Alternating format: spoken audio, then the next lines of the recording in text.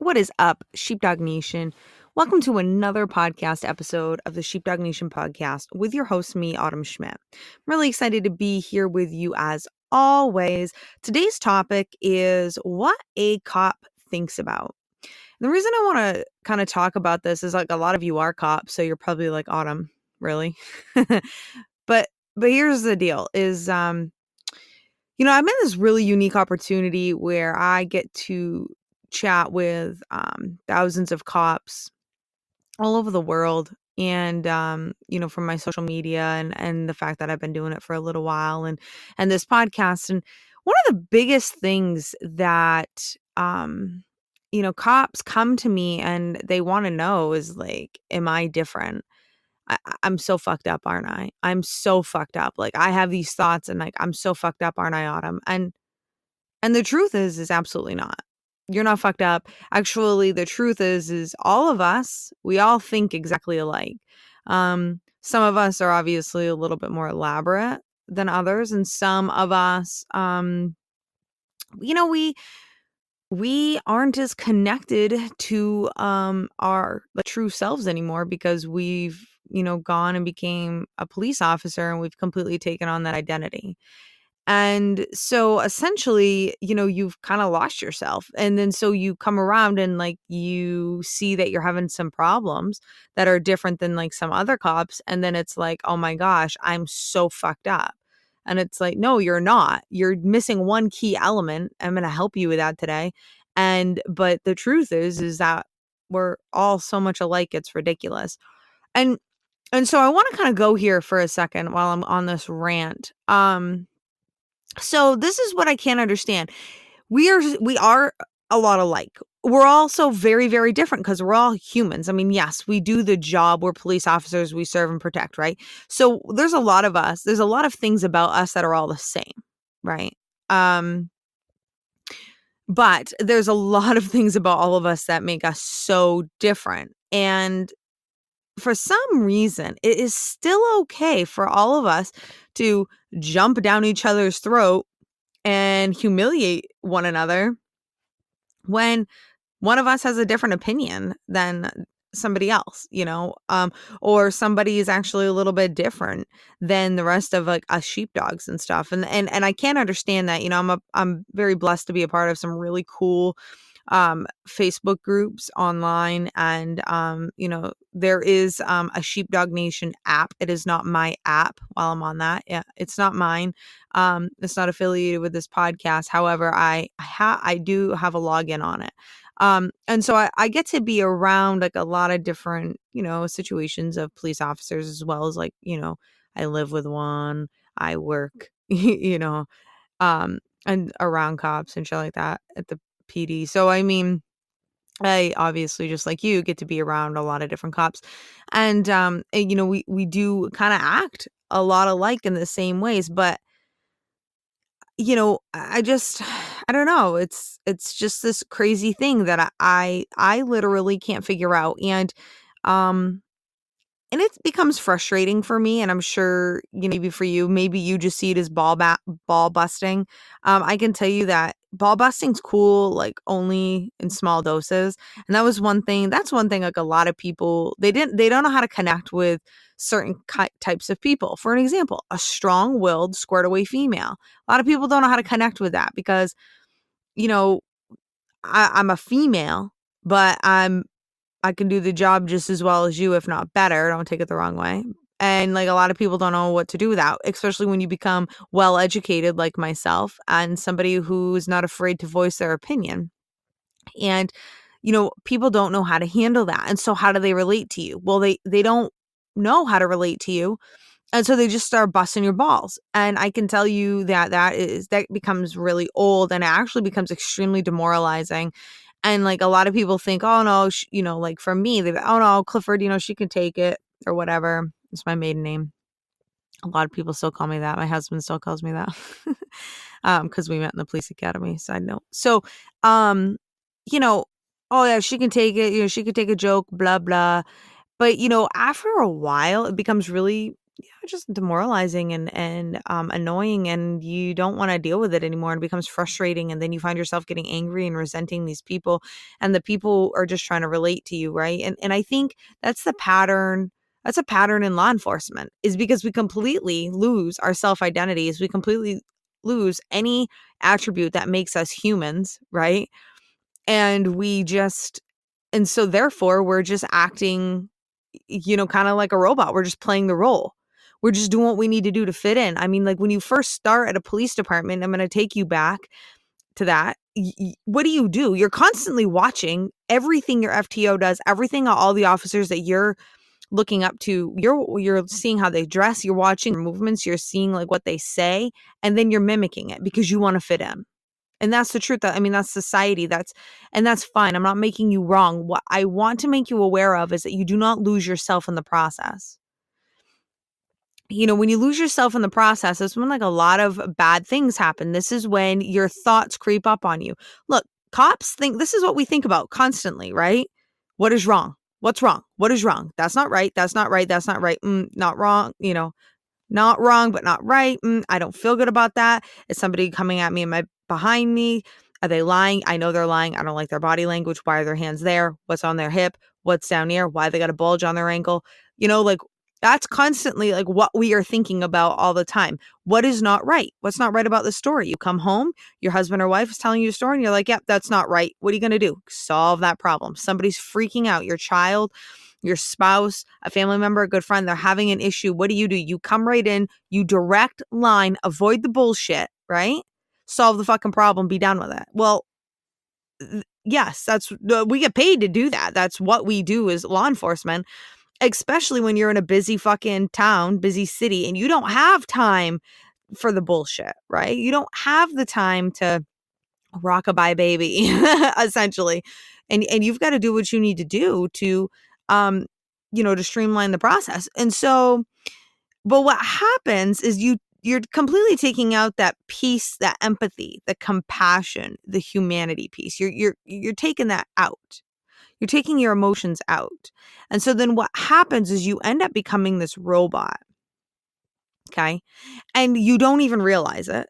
And it can happen to anybody as little as the first year on, or some of you, a couple of months out of the academy. Some of you, it might take a little while. It really kind of depends. Mostly we got a lot of type A's in law enforcement, but I'm going to tell you, I've definitely met some type B personalities or very, very laid back type A's. And, honestly, they seem to do all right. I'm not saying they end up being, America's top cop, but they do all right because they survive the job. They know they keep the job in its place and it's just a job. And when they're off, they're off. And, they seem to do all right. So, us type A'ers, we should take a lesson from that. But anyways, and so what I'm trying to say here is that, when we're trained to streamline, to cut through the bullshit, and we're trained to not be humans. this. And everybody talks about it. I mean, there's been articles written. I'm pretty sure I've even written shit about it, on Law Enforcement Today. And so, but here's the problem. The problem with that is that nobody's teaching us and telling us like, hey, hello, come back, bring who you are back. Because at the end of the day, family, here's the deal. The agency hired you because of who you were, right? Like underneath the badge, underneath the Kevlar. And we can't forget about that. You can't forget who helped you get to where you are. And for some of you, you're like, fucking nobody helped me. I did it. You're right. You did it. So who inside of you are you? Like, who is that person? Hang on to that. Because when you lose that, those thoughts that I was just talking to you about, and our thoughts and how we're always looking, for the wrong and for the problem, and how we're always trying to solve the problems, and we're very action oriented people. What happens is that takes us over. It takes over our whole lives. Before we know it, we are extremely cynical. We're very negative. All of our hobbies are nothing other than, jujitsu, because you want to learn self-defense, which I train jujitsu and I love. For me, I can separate it because I'm also a defensive tactics instructor. And so like defensive tactics to me. I can separate it. I'm doing jujitsu because I love it. But some of you aren't. Some of you are doing it straight up for the job. I don't know. Get your mind right about that. Some of you are shooting and that is a hobby of yours. You're doing it just for the job and like that's all you do. Some of you, you know, training, you're just going to so much training and for the job, like that's it. And you're working a ton of overtime and you're pressing your uniforms and you're shining your boots and then when all that shit's done, you're just talking about the job and then you're watching the cop shows and then you're calling and you're talking to the people that you work with and like you'd rather talk with them versus like civilians and your family and your friends and the people who got you through. And this is the problem right here, okay? Sheepdog is you forget who you are. You completely lose it. And then you have head up ass syndrome because you think that, and you don't realize you're doing this. And this is why I'm calling you out right now, is because you're not going to realize that you're doing all of this and that you're all about the job and you're all about work and nothing else is cool enough. And you're working a ton of overtime and you're doing everything you can. You're shooting, you're doing all of these things that pertain to the job. But what are you doing to balance it out and be a human? What are you doing to really show appreciation and gratitude for the people that hold you down at home, who have helped you, who continuously help you? Like, what are you doing? And that is the question. What are you doing to continue to be you? And so you're probably like, Autumn, like, okay, you've said that 5 times. I don't understand. What I mean by that, I'm going to break that down for you. It's, who were you before you became a cop? Like, what hobbies do you love? I've got a client right now. She's a police officer. She's amazing. She's far more badass than she could ever even realize. And I can say that because looking from the outside, it's always so much easier for somebody else to see. And she hasn't owned her shit yet. Once this woman owns her shit, she's fucking on fire and she's going to run a police department one day. And not even a small town one. Like she's very capable. The thing is that she would tell, she lost who she was because she was so busy trying to be this person, trying to impress her agency, try to do all these things, right? She lost herself. She tells me one day, we'd been working together and stuff, and she started going out and putting her hands in the dirt and like just planting flowers and doing her gardening. And she's like, Autumn, I haven't done this in years, and holy fuck. And she's like, I feel so good. And I'm like, right, exactly. Like she just kind of lost who she was for a while. And that's what you're doing too. And because the things that make you that have nothing to do with police work, that shit keeps you grounded. That shit's going to keep you married. That shit's going to keep you a good, dad, a good mom. That's what's going to keep your family loving you. That's what's going to keep you loving you. But when you lose all of that, then you start walking these trenches of, you start hating and resenting yourself. Trust me, if you're 3 years in and you don't believe me, or a year to 0 to 3 years in and you're like, yeah, that's a bunch of bullshit, I love the job, come talk to me in another fucking, I don't know, 3-4 years. Come talk to me and tell me how much bullshit I'm spewing, because I'm not. This is reality. This is facts. When we first start out in the job, we're completely addicted to the job. But then, oh, excuse me, I have a hiccup. But then what happens is we lose ourselves. And then when we start to lose ourselves, we start to hate who we've become because we completely lost ourselves and we're not human anymore. Remember, we're all here to be humans. We're all here to have this experience of what it's like to be a human being. And then when we lose that, we really aren't happy anymore. And that's the truth. So you walking around and being like, having all these thoughts about like, what's wrong, being judgmental and stuff, you're not wrong. I'm going to tell you that you're not wrong. You're not different. You're exactly alike with every other fucking cop out there. The difference between the cops that survive and the cops that don't. Listen to this. The difference between the cops that survive the job mentally and emotionally versus the cops that don't are the ones who never lost who they are, or if they have lost who they are, then they always come back to that. They always come back to who they really are. Okay? So that means they go back and they pick up those hobbies. They go plant in their fucking gardens. They go boating. They go four-wheeling. I don't know, sing in their band. They play their instrument. They go to yoga. They do the things that made them prior to becoming a cop. Because you got to put that shit in a box, right? Like, you're doing a ton of things to make yourself the best cop there is, which is great. But what about being the best fucking version of you can be? Because if you can be the best version of you, then you're going to be the best cop. You're going to be the best cop version of you. You're going to be the best version of you. You're going to be happy. Like, I can't say that enough. Like, stop trying to be the best cops. Try to be the best absolute version of you. And what that means in a whole package. It's a whole well-rounded package. Use that.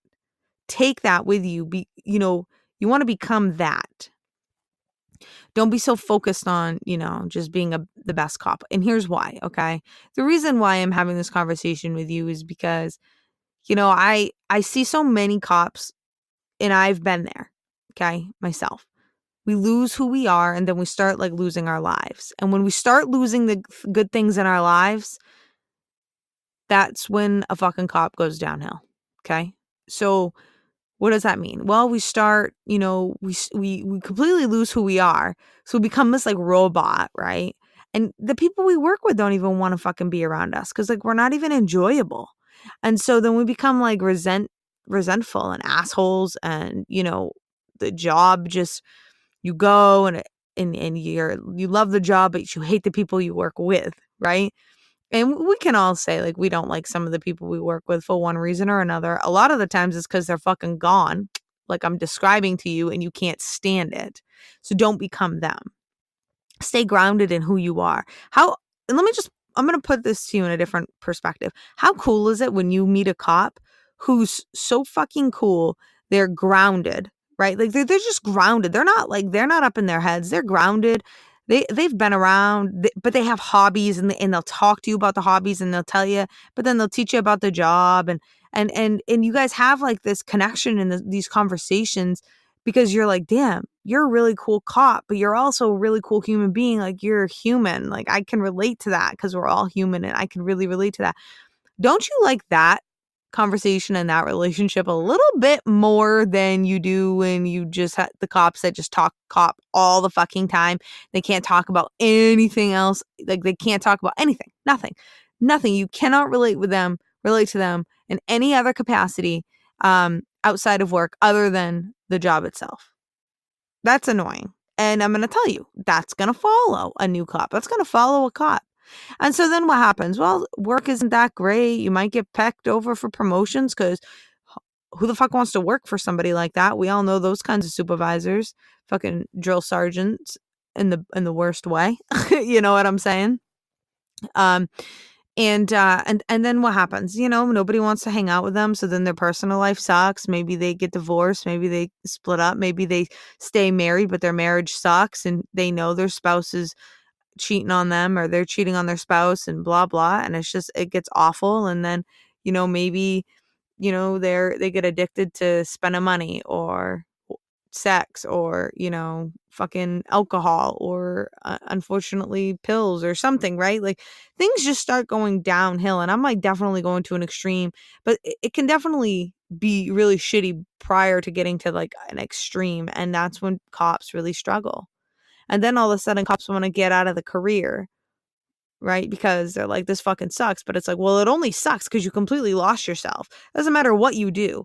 But if you do not stay true to who you are, then you're going to be absolutely miserable. So my advice to you on this big long rant today about getting into a police officer's head and what's in a cop's mind is, what I want you to do is I want you to stay grounded, stay connected to who you are. So when you're done listening to this, I want you to be thinking about, okay, what are the things that make me me? Like, I need to go back and I need to think. And I don't know what those are. I know what makes me me. And it's been extremely hard for me to rip those out because, being a cop, it's not accepted easily. But I'm going to tell you right now, Sheepdog Nation, you're with me. I accept you. I accept you if you play the fucking clarinet and you just love it. I accept you if you sing in a band and you go and that's what you do, if that's your hobby. I accept you if you make soap, plant gardens, fly an airplane.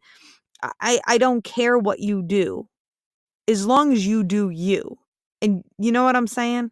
Do you, and you're going to be happy. And I want to be around happy, squared away cops. I do not want to be around miserable fucks. And you don't either. So if you have any questions or anything you want to say at all, as always, hit me up on Instagram at the Lady Sheepdog. Come let me know what you thought of this episode. If you would be so kind as to rate us on iTunes, that would be fucking phenomenal. And as always, keep your ear out for the Sheepdog family. That that program is going to be opening up here in the 1st of July. We're going to be running a 6-month program. It's going to be all about getting to know who you are, staying grounded. We're going to be opening up your mind, connecting you back to your sixth sense to make you, the best cop, the best person you can possibly be. So keep your eyes and ears open for that. We'll be opening the doors in July. All right, Sheepdog Nation. I'll see you next time. And that was another episode of Sheepdog Nation. If you enjoyed this podcast, please go to iTunes and let us know by giving us a rating. If you have questions that you want answered by Autumn in the podcast, submit it by going to the link in the show notes. As always, stay safe and watch your six.